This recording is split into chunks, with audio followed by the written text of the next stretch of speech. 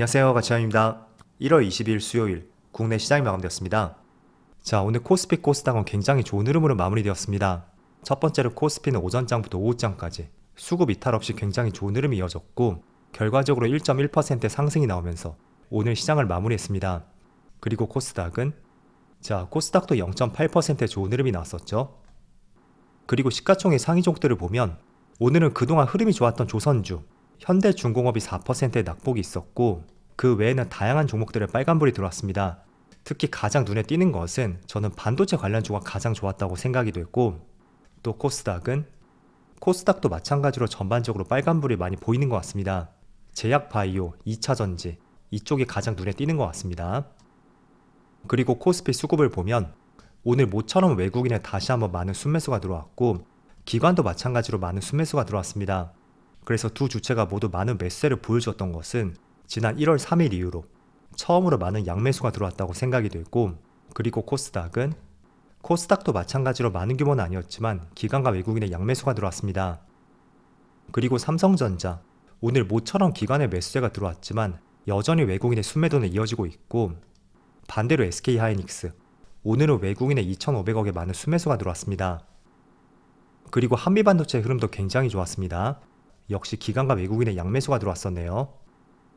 그리고 오늘 조선주가 조금 빠졌었는데 그렇지만 여전히 외국인의 순매수는 이어지고 있고 지금 보시는 종목은 하나옵션이에요. 반대로 현대중공업 이 종목은 모처럼 외국인의 많은 순매도가 나왔습니다. 자, 그럼 이어서 주체별 매매 동향에 대해서 살펴보도록 하겠습니다. 1월 22일 외국인이 가장 많이 매수한 종목은 SK하이닉스, 두산에너빌리티, 한미반도체, 알테오젠, 일진전기 이렇게 순서대로 매수했고 또 기관은 삼성전자, 두산에너빌리티, 현대차, 한미반도체, LS일렉트릭 이렇게 순서대로 매수했습니다. 이어서 해외 증시를 보겠습니다. 일단 어제 미국 증시는 모두 빨간불로 마무리되었습니다. 트럼프 취임식이 있고 처음으로 미국 시장도 개장을 했던 것이었는데 다행히도 시장 흐름은 굉장히 좋았습니다. 나스닥은 플러스 0.6%로 마무리되었고 또 S&P 500 마찬가지로 0.8%의 좋은 흐름이 나왔죠. 그리고 제가 며칠 동안 강조해드렸었던 이 하락 추세, 그 하락 추세를 반전시키는 움직임이 나왔다고 저는 생각이 되고 그리고 다우지수도 마찬가지로 어제는 1.2%의 큰 상승과 함께 확연하게 60일선을 돌파하는 흐름이 나왔습니다. 이게 60일선이죠. 그래서 미국 시장은 트럼프 취임식 있고 나서 첫날의 흐름은 굉장히 좋았었고 그게 오늘 국내 시장으로 그대로 연결이 되는 것 같습니다.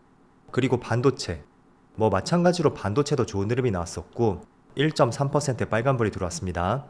또 지금 아시아 증시를 보면 일본 니케이도 1.3%의 좋은 흐름이 나오고 있고 대만도 마찬가지로 좋은 흐름이 나오고 있습니다. 그리고 반대로 중국 증시만 빠지고 있죠.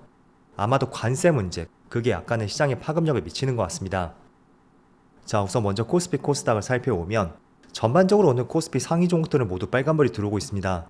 하지만 그 중에서도 가장 눈에 띄는 것이 저는 반도체 관련주, 특히 HBM 관련주 이쪽이 가장 시장 흐름이 좋다고 판단이 됐고 관련주를 몇 개 살펴볼게요. 일단 첫 번째로 SK하이닉스 지금 3.7%의 급등과 함께 일봉상의 흐름을 보더라도 지금의 추세는 확연히 박스권을 돌파한 흐름이라고 볼 수가 있습니다. 최근 며칠 동안 그 박스권에서 약간의 움직임이 있었지만 어제 오늘로 하여금 그 박스권을 확연하게 돌파했죠. 그럼 제가 지난번에 뭐라고 말씀드렸죠?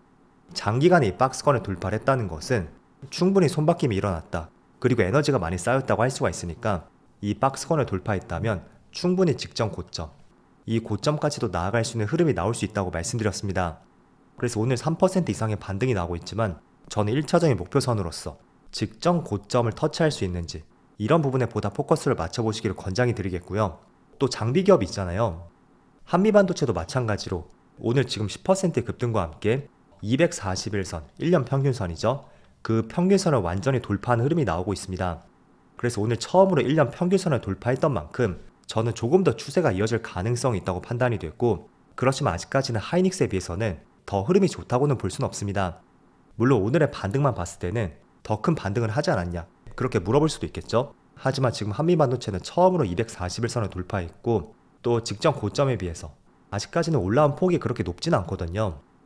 반면에 하이닉스 이미 올해 초에 241선을 돌파했고 또 고점 부근하고 그렇게 거리가 멀진 않습니다. 그래서 전체적인 주가의 흐름을 봤을 때는 여전히 HBM의 대장주는 하이닉스다, 그렇게 말씀드리겠고, 상대적으로 덜 갔던 한미반도체에 대해서도 지속적으로 관심을 가져오자는 말씀 드리겠습니다. 저도 사실 한미반도체를 얼마 전에 매수를 했었거든요. 이때 장대 양봉이 한번 뜨고 나서 약간의 추세가 바뀌었을 때 이 시점에 아마 매수를 했을 거예요. 그리고 저는 자동 매매를 걸어 놓거든요. 일정 수익률이 되었다든지 또는 손실이 되었을 때 제 주관이 개입되지 않게 자동 매매를 걸어 놓고 있습니다. 그런데 생각을 했던 것은 이 목표 가격은 특정 시점의 주가 흐름을 보면서 목표 가격을 수정해야 되겠다 라는 생각을 했었습니다. 그런데 오늘 오전장에 크게 반등을 했었잖아요. 장 시작과 동시에 큰 반등이 나왔던 만큼 제가 목표 가격을 수정하지 못했어요. 그렇다 보니 오전장에 전량 수익 실현이 되면서 물론 6% 이상의 짧은 스윙 투자로서 수익을 봤지만 아쉬움이 상당히 많이 남는 수익이었습니다. 그래서 어쨌든 저는 수익 실현을 모두 마쳤지만 최근의 재료와 추세를 봤을 때 반도체와 HBM 쪽, 이쪽은 조금 더 추세가 이어질 가능성이 있으니까 연초에는 계속 긍정적으로 보시는 것을 권장해 드리겠습니다. 그리고 내일은 하이닉스의 실적 발표가 있죠. 어제도 말씀을 드렸지만 영업이익이 8조 원을 기대를 하고 있습니다. 역대급 영업이익이라고 할 수가 있고, 자, 그런데 내일 실적 발표와 동시에 혹시나 주가에 급락이 나온다고 해도 저는 크게 걱정을 할 수 있는 그런 하락은 아니라고 판단이 돼요. 결국은 좋은 실적에 대해서는 많은 사람들이 이미 예상을 하고 있고, 그 때문에 선제적으로 물량들이 들어왔을 가능성도 충분히 있거든요. 그래서 이런 실적 발표와 함께 혹시나 주가에 하락이 나온다고 해도 너무 크게 걱정을 하지 마시고요. 그것보다 중요한 것은 실적 발표에 되어 있는 컨퍼런스 콜이라고 말씀드렸습니다. 그래서 그 내용을 통해서 향후 HBM 시장에 대해서 어떤 생각과 관점을 가져올지 그런 결정들을 꼭 내려보시고요. 그리고 또 오늘 나온 기사를 보면 글로벌 HBM 시장의 2년 새에 4배 커질 것이라는 전망도 있습니다.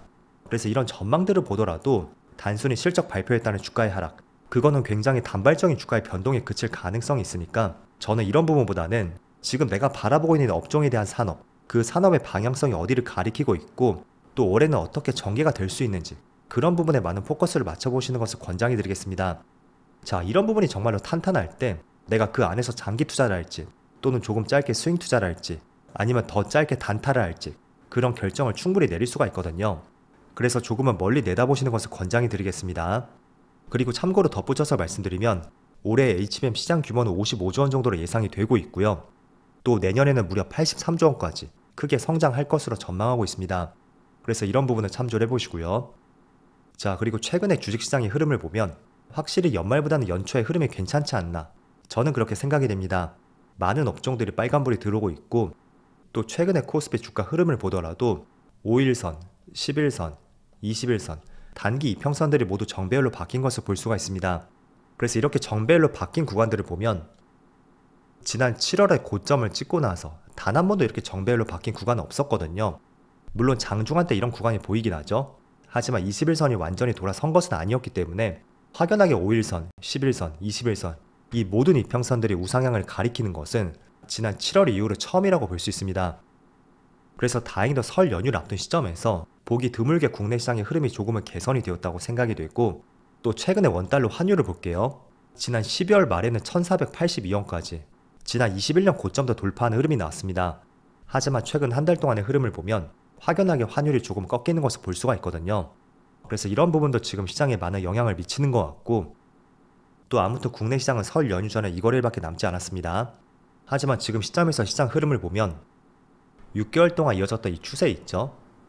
그 추세를 돌파하는 한 달이라고 볼 수가 있거든요. 그래서 저는 시장이 한 번 더 눌릴진 모르겠지만 눌린다고 해도 이 추세를 돌파했다는 것 자체만으로도 큰 그림에서 시장이 더 맑아질 수 있는 타이밍은 왔다, 그렇게 말씀드리겠습니다. 그래서 지금 시점에서 시장은 어떤 업종에 많은 집중을 하고 있고 또 어느 쪽으로 자금들이 쏠리고 있는지 그런 것들을 반드시 파악해 보면서 그냥 많이 눌렸으니까 매수해보자, 그런 관점이 절대 아닙니다. 때문에 항상 시장 중심주는 무엇인지 이런 부분에 포커스를 맞춰보시면서 종목들을 선별해보자고 권장해 드리겠습니다. 자, 그래서 오늘도 거래대금 상위 종목들을 보면 지금 현재 며칠 동안 큰 반등이 나왔던 고영이 있죠? 이 종목만 파란불이 들어오고 있고 전 종목이 모두 빨간불이 들어오고 있습니다. 그리고 업종들을 살펴보겠습니다. 첫 번째가 HBM, 반도체 관련주에 있고 두 번째는 원전 관련주죠. 그리고 반도체, 조선, 원전, 제약바이오, 로봇, 의료용 AI 이렇게 정리를 해볼 수가 있겠네요. 그래서 공통점이 몇 개 보이죠?